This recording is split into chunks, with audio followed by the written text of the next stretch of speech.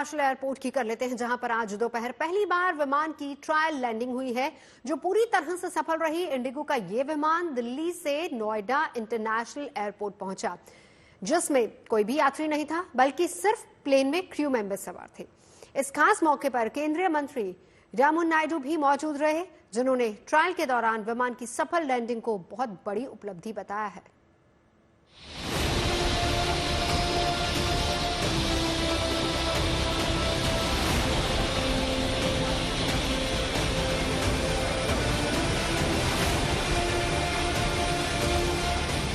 Noida international airport के runway पर जैसे ही इंडिगो एयरलाइंस का ये विमान लैंड हुआ, वहां मौजूद लोग उत्साह से भर उठे।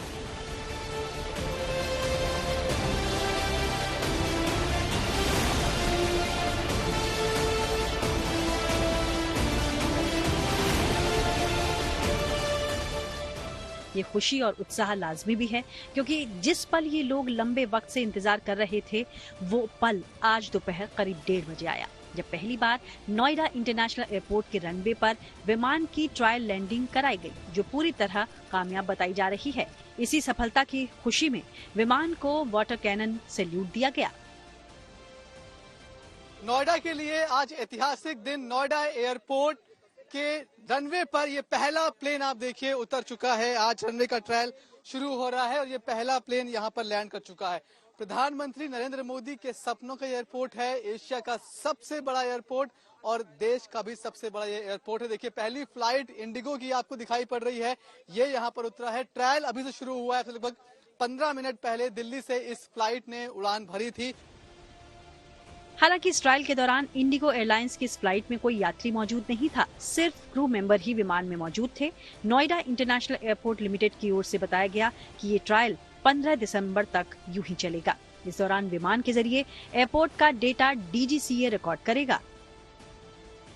इस रनवे की एक्सक्लूसिव तस्वीर दिखाई थी कि सब कुछ बनकर तैयार है, लेकिन ट्रायल बाकी है। ये ट्रायल आज हुआ है, मतलब इस रनवे पर जो बनकर तैयार था उस पर आज एक सफल लैंडिंग कम से कम देख सकते हैं। रनवे ट्रायल का मतलब ये होता है कि रनवे पर लैंडिंग को सक्सेसफुल बनाने के लिए जो तमाम तरह के इक्विपमेंट्स, लाइट्स लगाई जाती हैं, खासकर खराब मौसम में जो ठीक तरीके से काम करें, उन सभी इंस्ट्रूमेंट्स की, उन सभी चीजों की भी एक तरह से ये टेस्टिंग होती है और तमाम तरह का डेटा रनवे से रिलेटेड इकट्ठा किया जाता है। अब ये डेटा डीजीसीए को भेजा जाएगा, डीजीसीए उस डेटा को एनालिसिस करेगा और उसके बाद ये तय होगा कि यहाँ पर परमिशन फ्लाइट्स की दी जाए या फिर नहीं।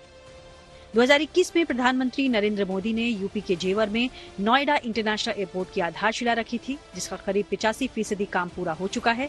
इस हवाई अड्डे का निर्माण दिल्ली के इंदिरा गांधी अंतर्राष्ट्रीय हवाई अड्डे पर भीड़भाड़ को कम करने और एनसीआर में बढ़ती हवाई यातायात की मांग को पूरा करने के लिए किया जा रहा है। आईजीआई एयरपोर्ट पर 3 रनवे है, यहाँ पर 6 रनवे होंगे जब ये फुल फ्लेजेस तरीके से शुरू हो जाएगा। पूरा पश्चिमी यूपी, इसमें जितना भी जो पश्चिमी यूपी में जो भी व्यापार है उसको एक बड़ा यहाँ पर पुश मिलेगा, क्योंकि ये एयरपोर्ट एक ऐसा एयरपोर्ट होगा जो कि कार्गो एयरपोर्ट के रूप में भी तैयार किया जा रहा है। इसका मतलब ये है कि यहाँ से सामानों की आवाजाही भी हो पाएगी। मतलब आप मेरठ, मुरादाबाद और सहारनपुर, मथुरा, आगरा, यहाँ पर जितना भी आप बिजनेस देख रहे हैं, उन सब का जो सामान है उसकी आवाजाही भी अब एयरपोर्ट के जरिए हो पाएगी। ये भी एक बड़ा पुशबैक है। इस इंटरनेशनल एयरपोर्ट से अप्रैल 2025 में कमर्शियल फ्लाइट सेवा शुरू करने की तैयारी है। बताया जा रहा है कि शुरुआती चरण में लखनऊ, अहमदाबाद, वाराणसी और चेन्नई के लिए घरेलू फ्लाइट सेवा शुरू होगी। इसके अलावा जयपुर, हैदराबाद और मुंबई के लिए भी विमान सेवाएं उपलब्ध होंगी। निश्चित तौर से अप्रैल के आखिरी सप्ताह में हमारी पूरी तैयारी है कि हम यहाँ से 30 फ्लाइटें चला दें, जिसमें कुछ इंटरनेशनल हो और कुछ फ्लाइट हमारी डोमेस्टिक हो। उसी हिसाब से अभी अंदर एक हमारा प्रेजेंटेशन था, टाटा कंपनी के लोग थे और ज्यूरिक वाले थे, तो यह उन्हें निर्देश दिए गए कि जो कमिटमेंट है उनका सरकार से, उस दिनांक को यहाँ से फ्लाइट उड़ जानी चाहिए।